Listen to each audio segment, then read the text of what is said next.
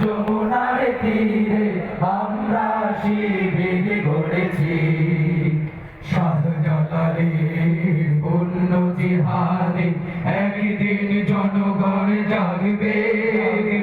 শাহ মখদুমের সংগ্রামী ছোঁয়া প্রাণে প্রাণে সকলের লাগবে। শাহজালালের পুণ্য জিহাদে একদিন জনগণ জাগবে। শাহ মখদুমের সংগ্রামী ছোঁয়া প্রাণে প্রাণে সকলের লাগবে। হে মহাদিশা